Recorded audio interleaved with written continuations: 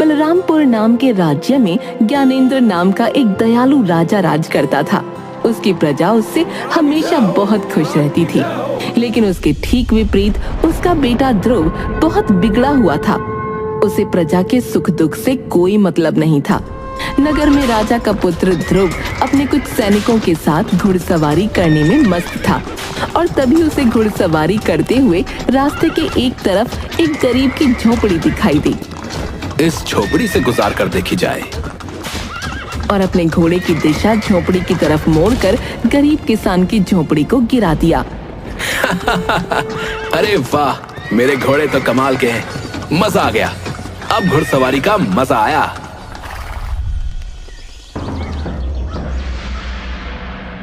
अगले दिन राजमहल में।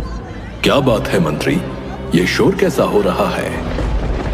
महाराज, एक आदमी अंदर आने के लिए दरबान से लड़ रहा है। अरे, अब ऐसा क्या हो गया जो वो इतना तड़प रहा है? उसे अंदर आने दो।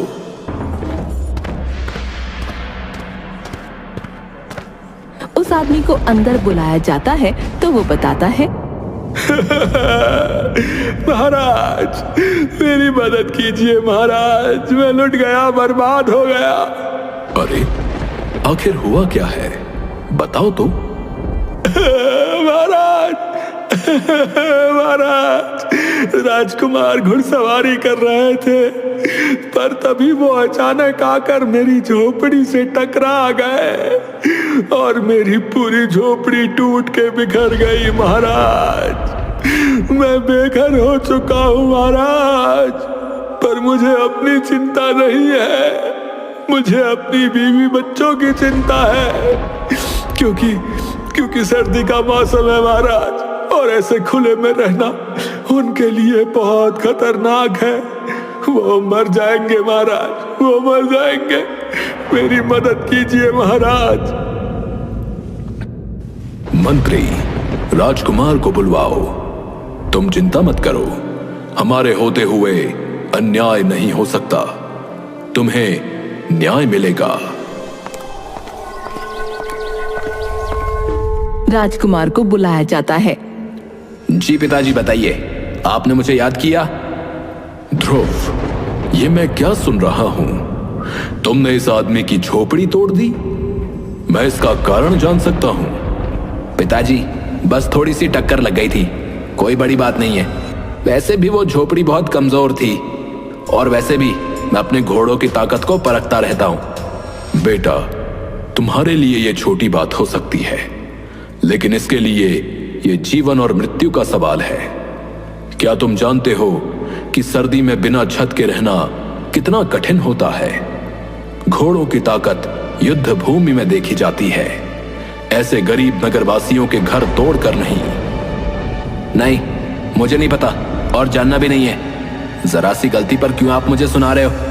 मैं राजकुमार होकर अपनी मर्जी से कुछ फैसले भी नहीं ले सकता क्या? ध्रुव, गलती का एहसास होना जरूरी है। जब तक तुम्हें किसी की कठिनाई का अंदाजा नहीं होगा, तब तक तुम कभी अच्छे राजा नहीं बन पाओगे।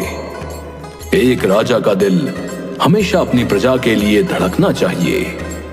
सर्दी का मौसम बहुत कठोर होता है और गरीबों के पास इतने साधन नहीं होते कि वो इससे बच सकें। तुम्हारी एक गलती ने इन लोगों को बेघर कर दिया। हाँ पिताजी, मैं समझ गया, अब मैं चलता हूँ। राजकुमार ने राजा की बातों पर कोई खास ध्यान नहीं दिया और वहां से चला गया। फिलहाल राजा ने उस आदमी की झोपड़ी वापस ठीक करवा दी, लेकिन कुछ ही दिन बाद राजकुमार ने फिर से एक गरीब आदमी की झोपड़ी को तोड़ दिया, और वो भी सिर्फ इसलिए क्योंकि वो रास्ते में उसे अच्छी नहीं लग रही थी। ध्रुव, तुम्हारा दिल पत्थर का हो गया है। तुमने फिर से एक गरीब की झोपड़ी तोड़ दी। क्या तुम्हें सर्दी में लोगों की तकलीफ का जरा भी एहसास नहीं है? पिताजी, वो झोपड़ी रास्ते में थी, मेरा मन खराब होता था उसको देखकर। बस, बहुत हो गया। तुम्हें अपनी प्रजा की पीड़ा का कोई एहसास नहीं। अगर तुम में संवेदना नहीं है तो तुम राजा बनने के काबिल नहीं हो। अब तुम इस महल से निकल जाओ। जाओ और देखो कि गरीबों की सर्दी कैसी होती है। जब तुम उनकी तकलीफें खुद महसूस करोगे तब शायद तुम्हें समझ आएगा कि राजा का दिल कैसा होना चाहिए। आप मजाक कर रहे हैं ना? मैं राजकुमार हूं इस नगर का, आप मुझे नहीं निकाल सकते। तुम्हें हर बात मजाक ही लगती है, लेकिन ये मजाक नहीं है। चले जाओ यहां से। सिपाहियों, इसे महल से बाहर निकाल दो। अरे अरे मुझे हाथ मत लगाना पिताजी, आप ऐसा नहीं कर सकते पिताजी। राजा के आदेश पर राजकुमार को महल से बाहर निकाल दिया जाता है। वो पूरे दिन तो इधर उधर घूमता रहा, लेकिन रात होते ही उसे बहुत तेज सर्दी लगने लगी। अब तो काफी वक्त बीत गया।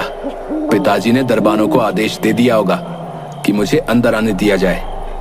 हाँ, अंदर चलकर देखता हूँ। वो महल में जाने की कोशिश करता है, पर दरबान उसे अंदर नहीं जाने देता।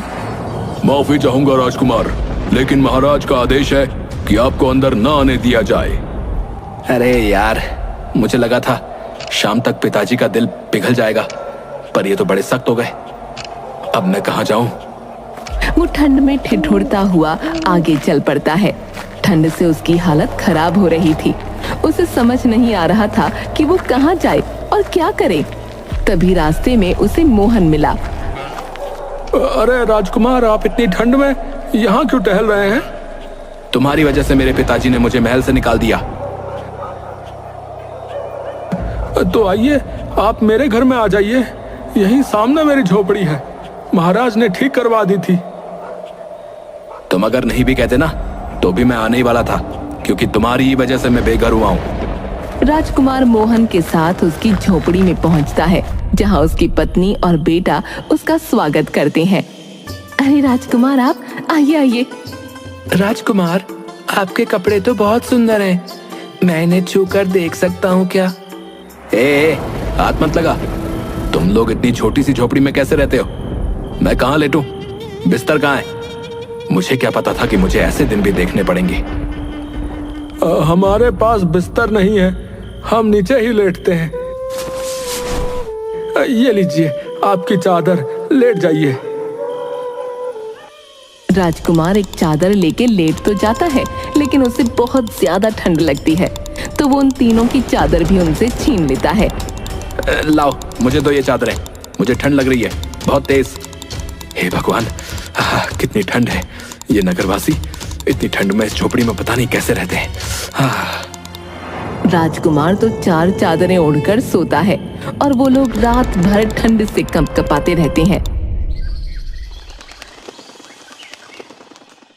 सुबह होते ही गंगा देखती है कि सूरज ठंड से कांप रहा है और उसका शरीर तप रहा है। सूरज को तो बहुत तेज बुखार हो गया है। अरे अरे मेरे बच्चे, क्या हो गया तुझे? वैद्य को बुलाइए। सूरज, उठो बेटा। अजी सुनो ना, कुछ करिए, आप वैद्य जी को बुलाइए। पर गंगा, मेरे पास तो वैद्य को देने के लिए पैसे भी नहीं है। क्या हुआ? इतना शोर क्यों मचा रखा है? राजकुमार, सूरज को बहुत तेज बुखार हो गया है, पर हमारे पास इसका इलाज कराने के पैसे नहीं हैं। सूरज की हालत देखकर पहली बार राजकुमार को उन लोगों के लिए थोड़ा बुरा लगता है। हे भगवान, मैंने इनकी चादरें छीन ली। शायद इसी वजह से सूरज इतना बीमार हो गया। वो अपना हार उतार कर मोहन को देता है और कहता है, अब ये हार ले लो, इसे बेचकर सूरज का इलाज करवाओ। राजकुमार, ये तो बहुत कीमती है। हाँ, पर यह सूरज के जीवन से ज्यादा कीमती नहीं है। जल्दी जाओ, वैद्य को बुलाओ, और हाँ, बाजार से कुछ कंबल और बिस्तर भी खरीद लेना। राजकुमार, आपने हमारी जान बचा ली, भगवान आपका भला करें। मोहन सूरज का इलाज करवाता है और साथ ही कुछ कंबल और बिस्तर भी ले आता है। अगले दिन राजा राजकुमार से मिलने आता है। ध्रुव, अब कुछ समझ आया कि नहीं? महल की याद आ रही है? मुझे महल की कोई जरूरत नहीं है, मैं यहाँ ठीक हूँ, आप जा सकते हैं। ये घमंड सही नहीं है ध्रुव, पर ठीक है। जब तक तुम्हारा मस्तिष्क ठीक नहीं होता, यहीं रहो। धन्यवाद, पर मैं अपनी जगह पर खुश हूं। राजा वापस महल लौट जाता है। उसी रात अचानक एक भयानक तूफान आता है। हवा की जोरदार आवाज से झोपड़ी हिलने लगती है और कुछ ही पलों में झोपड़ी टूटकर बिखर जाती है। मोहन, उसकी पत्नी, बेटा और राजकुमार सभी खुले आसमान के नीचे ठंड से कांपने लगते हैं। हे भगवान, अब हम क्या करेंगे? ये रात कैसे गुजारेंगे? माँ, बहुत ठंड लग रही है। गंगा, हमारे हाथ में कुछ भी नहीं है जो कर सके। अब बस इस रात को किसी तरह काटना होगा। ये ठंड इतनी कठोर है, कैसे सहते हो तुम लोग इसे रोज? हम तो जैसे तैसे हर रात गुजार लेते हैं, लेकिन आज की रात तो बहुत भयानक है। मैंने जब इन लोगों की झोपड़ी तोड़ी थी तब भी तो इनकी रात ऐसे ही गुजरी होगी ना। हे भगवान, मैंने क्या कर दिया था? जैसे तैसे सुबह होती है, लेकिन रात की सर्दी ने सबके शरीर को झकझोर कर रख दिया था। राजकुमार अपनी मोतियों की माला उतारकर मोहन को देता है और कहता है, मोहन, ये लो, इसे बेचकर झोपड़ी को ठीक करवा लो। धन्यवाद राजकुमार।